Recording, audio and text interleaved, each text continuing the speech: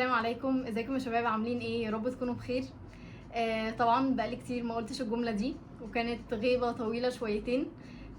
وشباب ثالثه ثانوي تحديدا، انا الحقيقه كنت عايزه اكون معاكم في ايام الامتحانات، ولكن لاسباب ما قدرتش ان انا اكون معاكم واتابع معاكم بالفيديوز وكده.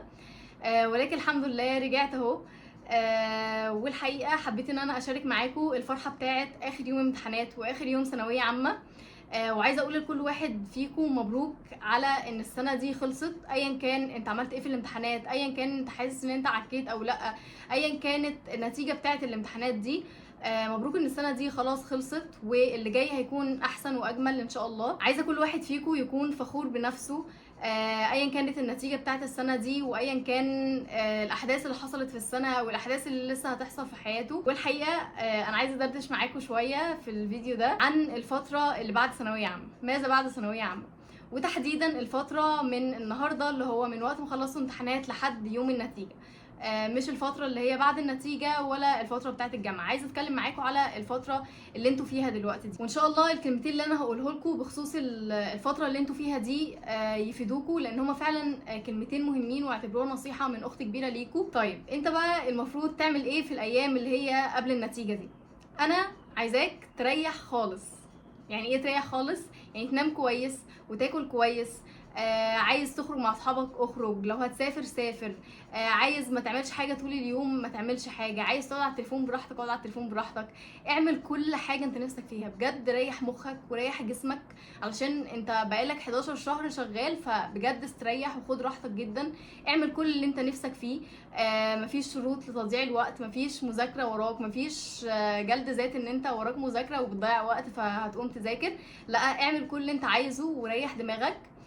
بس انت هتيجي هتحس كده، يعني يومين 3 اسبوع بالكتير قوي، هتحس انه يعني خلاص بقى، يعني هتحس ان الوضع غريب. يعني احنا اصلا متعودين ان احنا بنشتغل على طول، وانت استريحت وجسمك ريح، فهتحس ان الوضع غريب. لا انا عايز اعمل حاجه، طب وبعدين انا هفضل قاعد كده وخلاص؟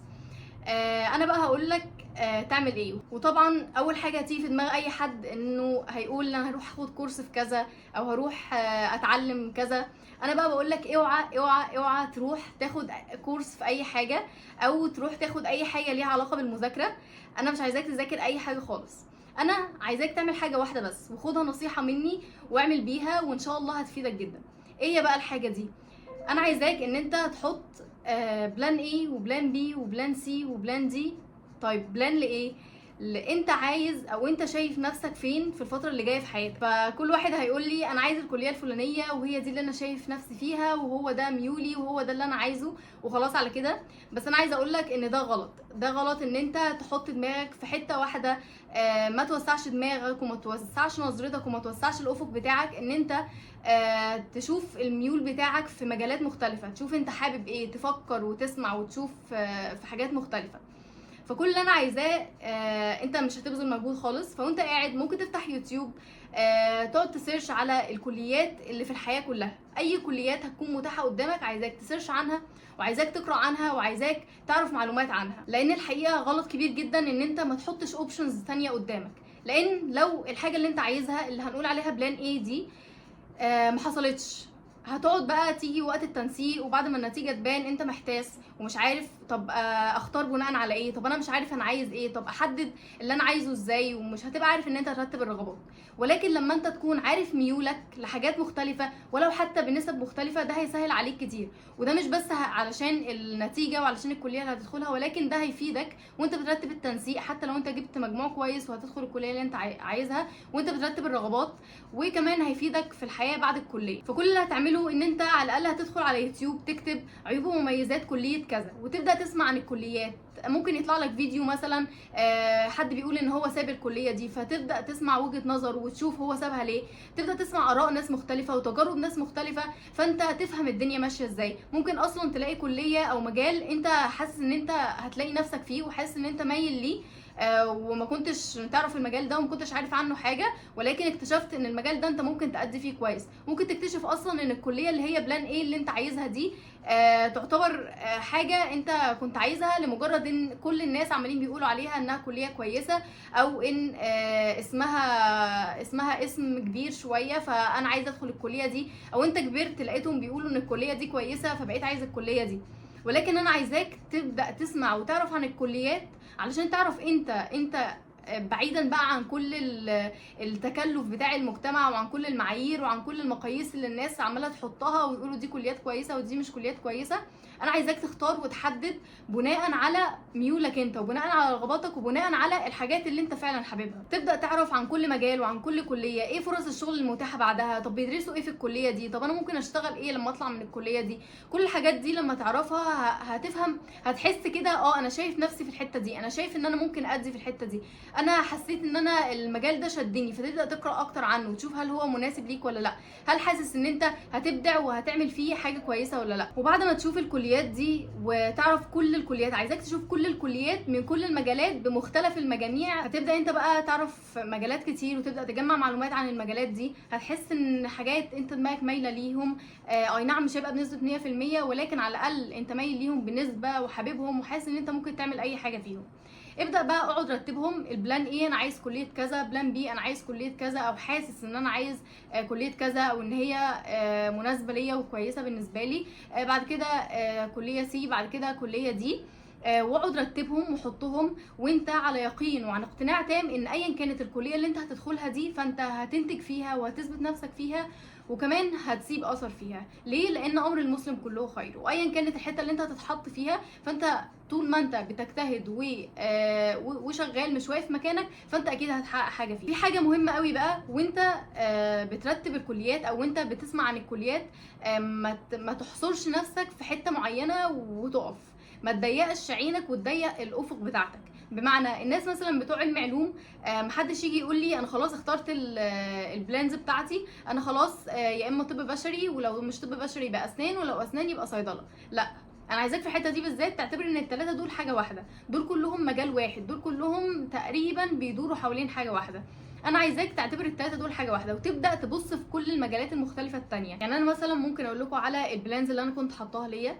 اول حاجه انا كنت حاطه بلان ايه هي كليه حاسبات. انا كنت عايزه كليه حاسبات، هي اول حاجه كنت شايفه ان انا هو ده المجال المناسب لي. طيب لو ما جاتش حاسبات فقلت لنفسي ان احنا ممكن ندخل علوم وندخل قسم فيه حاسب، فبالتالي الموضوع يبقى في نفس المحيط شويه. طيب لو هي ما جاتش علوم فلقيت ان انا بحب ان انا اشرح وانا بحب الرياضه، فقلت ليه ما ادخلش تربيه رياضه. وكنت عارفه متاكده ان انا لو دخلت الحته دي هعرف ادي فيها وهعرف انتج فيها لاني بحب الرياضه وكمان بحب الشرح. ويعني انا دلوقتي اهو في كليه حاسبات ومعلومات الحمد لله، وبشرح مواد، بنزل فيديوز بشرح مواد عندنا في الكليه. فعلشان كده بقول لك الموضوع هيفيدك، هتعرف انت بتحب ايه، هتعرف انت ممكن تعمل ايه في حياتك. فالموضوع صدقوني مفيد ليكوا. بعد كده قلت طيب لو تربيه رياضه دي برضو لا، فممكن ايه؟ طيب انا بحب علم النفس وبحب اقرا جدا في علم النفس وكل الحاجات دي، فليه ما ندخلش اداب علم نفس؟ انا تقريبا اصلا تربيه واداب هما الاثنين قريبين من بعض في المجموع، ولكن انا كتبت الحاجات اللي انا شايفه نفسي فيها والحاجات اللي انا فعلا بحبها والحاجات اللي انا فعلا ممكن اقدم فيها حاجه. وده بالظبط اللي انا عايزاكم تعملوه. ما تقللوش من اي مجال وما مالكوش دعوه بكلام الناس، واختاروا الحاجه اللي انتوا فعلا انتوا حابينها وحاسين ان انتوا هتقدموا فيها وعندكم ميول ليها. طيب ممكن حد يجي يقول لي انا عامل حسابي ان انا مثلا هو عارف ان اهله مقتدرين فيقدروا ان هم يدخلوه كليه خاصه او يدخلوه قسم كريدت في الكليه اللي هو عايزها او اي حاجه ايا كان. فاحب اقول لك ان تمام مفيش مشكله، ولكن انا عايزاك تعمل نفس الموضوع برضو، وعايزاك ما تكسلش عن الموضوع ده، لان انت مش ضامن الظروف، مش ضامن ايه اللي يحصل، مش ضامن مجموعك يوديك فين، مش ضامن اي حاجه، فمش هتخسر حاجه ان انت تعرف. وكده كده بقول لك الموضوع هيكون مفيد ليك حتى لو مش في موضوع الكليه، فهو هيكون مفيد ليك حتى بعد ما تدخل الكليه، وهيكون ثقافه ليك وهيفرق معاك جدا. كمان عايزه اقول لكم على قاعده مهمه جدا، وهي الحاجه اللي نفسك فيها ما تبطلش تدعي بيها. دي قاعده امشي عليها على طول. الحاجه اللي انت عايزها اقعد ادعي بيها كتير. ليه؟ لان الدعاء بيرد القدر. فالحاجه اللي نفسك فيها ما بطلش تدعي بيها، خدها قاعده وامشي بيها، مش الفتره دي بس، لا في اي فتره تانية في حياتك، وان شاء الله هتدعي لي يعني. طيب سريعا بقى كده اخر نقطه في الفيديو، وان شاء الله ما كنتش طولت عليكم. سؤال مهم جدا، وهو هل ثانويه عامه دي كل الغرض منها المجموع اللي هجيبه اخر السنه علشان يدخلني الكليه؟ والاجابه اللي عايزه اقوله لكم هو قطعا لا. ثانويه عامه مش مجرد مجموع بتجيبه علشان تدخل الكليه اللي انت عايزها، ثانويه عامه اكبر من كده بكتير. ثانويه عامه هي مرحله في حياتنا، زي الكوبري اللي انت هتعديه علشان تدخل في مرحله جديده وعلشان تبدا في فتره جديده في حياتك. فمستحيل ان هي تكون خلصت على قد مجموع انت جبته في اخر السنه. ولكن ثانويه عامه علمتني، واكيد علمت كل الناس، حاجات اكبر من كده بكتير. ما ينفعش ان انت تكون خرجت من ثانويه عامه وانت ما اتعلمتش الحاجات دي، او شايف ان هي مجرد سنه ملهاش لازمه اخدت منها المجموع وخلاص. ولكن حتى انت لو جبت مجموع قليل مثلا او حاجه، فانت لازم تكون اتعلمت واستفدت. السنه ما راحتش عليك هدر، والسنه مش ملهاش لازمه، لا السنه انت استفدت بيها. وانا هشارك معاكم الحاجات اللي من وجهه نظري طلعت بيها من ثانويه عامه، واعتقد هي الحاجه اللي المعظم خرج بيها. اول حاجه، ثانويه عامه دي قوت علاقتنا بربنا، وخلتنا نعرف يعني ايه فعلا ربنا قادر على كل شيء. خلتنا فعلا نفهم المعنى ده ونقدره. احنا كنا عارفين ده، بس جينا في المواقف اللي احنا كنا فيها مش عارفين الفتره دي هتعدي ازاي. في امتحان كنا خايفين منه جدا، في اي حاجه طول السنه كنا قلقانين منها جدا، ولكن سبحان الله ربنا بفضله وبرحمته خلانا نعدي منها بكل سهوله. فثانويه عامه قوت علاقتنا بربنا، عرفتني قيام الليل، عرفتني قراءه سوره البقره، عرفتني صلاه قضاء الحاجه، عرفتني حاجات كتير جدا، وخلتني اتاكد واتيقن من حاجات كتير جدا انا ما كنتش عارفاها قبل ثانويه عامه. ثانويه عامه كمان عرفتني مقدرتي، وعرفتني ان انا اقدر على حاجات كتير انا عمري ما كنت اتخيلها. عرفتني ان انا اقدر على ضغط نفسي، مع ضغط دراسي، مع سهر، مع قله نوم، مع مشاكل كتير، مع تراكمات، مع حاجات كتير انا عمري ما كنت اتخيل ان انا اقدر استحمل الحاجات دي، ولكن لقيتني عديت بيها، ولقيتني مريت بيها، ولقيتني قدرت ان انا اتغلب عليها. كمان مش بس كده، هي علمتك تكون شخص مسؤول، علمتك تكون شخص عارف اولوياتك وعارف الحاجات اللي وراك. عندك التزامات وعندك امتحانات وعندك حاجات تذاكرها، فبالتالي بتقعد تذاكرها. كمان علمتني قدر اهلنا وقيمتهم في حياتنا، وان احنا حقيقي من غيرهم في السنه دي ما كناش هنعدي باي حاجه، وما كناش هنقدر نعدي السنه دي. الدعوات بتاعتهم في الرايحه وفي الجايه، وانت رايح الدرس هما بيدعوا لك ويقول لك ربنا معاك، ربنا يوفقك، ويتمنوا لك كل خير، ويتمنوا لك ان انت تبقى احسن منهم. دعمهم ليك، كل طلباتك كانت مجابه، كل حاجه انت عايزها، عايز ملازم، عايز مصاريف دروس، عايز مصاريف مواصلات، عايز اي حاجه، ما كانوش بيرفضوا لك طلب، وكانوا بيجيبوا لك كل حاجه اللي انت عايزها. فثانويه عامه عرفتنا حاجات كتير، وحاجات بقى كتيره مختلفه بتختلف من شخص للتاني، ولكن انا قلت الحاجات اللي من وجهه نظري اعتقد هي مشتركه للكل، ولازم انت فعلا تفهم الحاجات دي. ما ينفعش تطلع من مرحله في حياتك ايا كانت المرحله دي سيئه، ان انت تخرج وتقول انا ما استفدتش منها حاجه والحمد لله انها عدت وخلاص. طبعا الحمد لله انها عدت، ولكن لازم تعرف انت استفدت منها ايه، ولازم تعرف اتعلمت منها ايه، ولازم تعرف نقاط الضعف اللي عندك، ولازم تعرف انت قصرت في ايه علشان في المراحل اللي جايه تقدر تصلحه. وده مش بس في ثانويه عامه، ده في الفترات اللي جايه كلها. اي فتره انت تطلع منها لازم تعرف انت قصرت في ايه، وانت عملت كويس ولا لا، وتعرف نقاط الضعف اللي كانت عندك عشان تقدر تصلحها.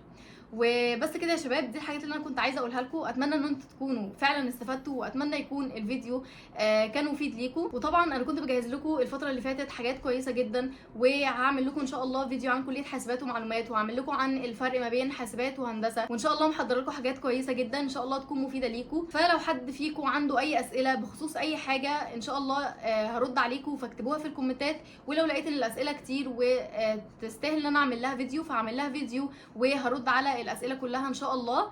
وفي جزء كده كنت كاتباه في البايو بتاع الشانل، وهو تطوير وتقويم النفس في فتره الشباب، وانا حابه اتكلم معاكم كتير عن الموضوع ده.